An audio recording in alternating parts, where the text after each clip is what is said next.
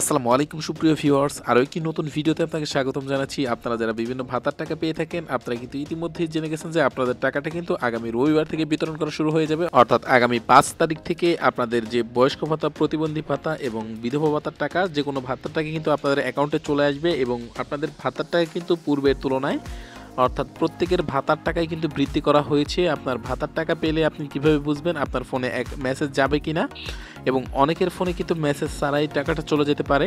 তো সবার টাকা একসাথে দেওয়া হবে কিনা, অথবা কারা কারা সবার আগে টাকা পাবে, এই সংক্রান্ত কিন্তু অনেকেই প্রশ্ন করেছেন। তো আজকের এই ভিডিওতে আপনাদের সমস্ত প্রশ্নের অ্যান্সার দিয়ে দিব এবং ভিডিও শেষে আপনাদের জন্য বেশ গুরুত্বপূর্ণ কিছু নির্দেশনা থাকবে, তাই অবশ্যই সম্পূর্ণ ভিডিওটি দেখতে থাকুন।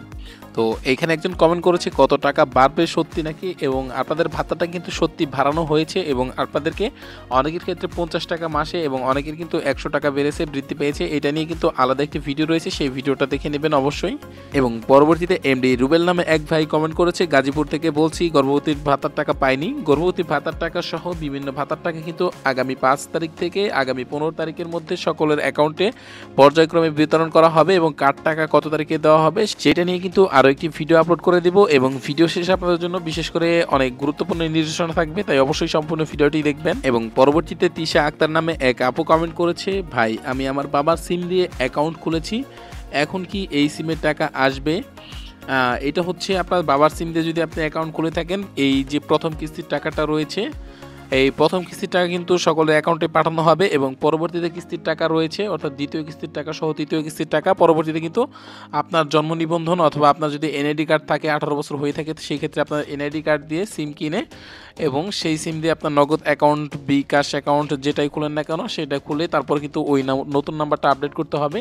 যদি নাম্বার না আপডেট করেন, পরবর্তী যে কিস্তির টাকাগুলো রয়েছে, অর্থাৎ এই কিস্তির টাকা কিন্তু আপনারা পেয়ে যাবেন এই নাম্বার, যে নাম্বার দেওয়া রয়েছে সেই নাম্বারেই, কিন্তু পরবর্তীতে অবশ্যই নাম্বারটা আপডেট করতে হবে, তা না হলে কিন্তু আপনার টাকাটা আটকে যাবে। এবং পরবর্তী কমেন্ট রয়েছে এমডি হাসিম ইসলাম, তিনি কমেন্ট করেছে, ভাই 100 বছর লাগবে মনে হয় টাকা পেতে। তো এরকম একটি কমেন্ট করেছেন। এবং পরবর্তী প্রশ্ন হচ্ছে, পুজো শেষ হলো ভাতার টাকা আসলো না। তো আপনাদের যে ভাতার টাকা রয়েছে ইতিমধ্যেই কিন্তু যাদের বকেয়া ভাতার টাকা ছিল, অর্থাৎ পূর্ববর্তী সময়ে যাদের টাকা আটকে গিয়েছিল অথবা যে কোনো সমস্যার কারণে পাঠানো হয়নি, তাদের টাকা কিন্তু অলরেডি সেপ্টেম্বরের শেষ সপ্তাহে পাঠানো হয়ে গেছে। এবং নতুন করে যে ভাতাভোগীরা রয়েছে, অর্থাৎ নতুন যে পেরোল পাঠানো হয়েছে, অর্থাৎ প্রথম কিস্তির টাকা কিন্তু আপনারা 5 তারিখের পর থেকে পেয়ে যাবেন ইনশাল্লাহ। 5 তারিখ থেকে 15 তারিখের মধ্যেই, এর মধ্যেই কিন্তু সকলের অ্যাকাউন্টে টাকাটা পাওয়ার সম্ভাবনা সবচেয়ে বেশি। এর মধ্যেই কিন্তু আপনাদের অ্যাকাউন্টে টাকাগুলো পেয়ে যাবেন ইনশাল্লাহ, আশা করা যাচ্ছে।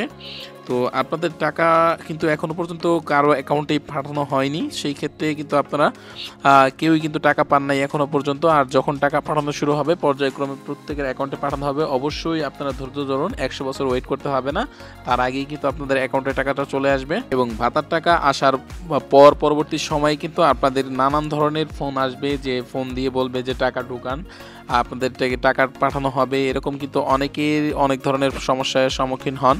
আপনারা কিন্তু কাউকে আপনাদের ওটিপি কোড অথবা আপনাদের যে ভেরিফিকেশন কোড রয়েছে অথবা পিন নাম্বার কাউকেই শেয়ার করবেন না, অথবা আপনাদের অ্যাকাউন্টে কোনো রকম কোনো টাকা রিচার্জ করবেন না, অর্থাৎ টাকা কিন্তু ভরবেন না। অনেকেই কিন্তু ফোন দিয়ে বলতে পারে যে আপনাদের টাকাটা ভরেন, তাহলে কিন্তু টাকাটা চলে আসবে।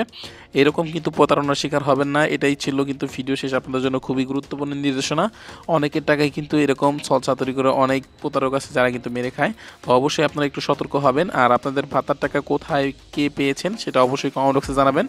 আর কারো কোনো প্রশ্ন থাকলে সেটাও কমেন্ট বক্সে জানাবেন, আমি আপনাদের সমস্ত কমেন্টে রিপ্লাই দেওয়ার জন্য চেষ্টা করব। সবাই ভালো থাকবেন, সুস্থ থাকবেন। আর অবশ্যই ভিডিওটি ভালো লাগলে আপনাদের চ্যানেলটি সাবস্ক্রাইব করবেন। আল্লাহ হাফেজ, ধন্যবাদ সবাইকে।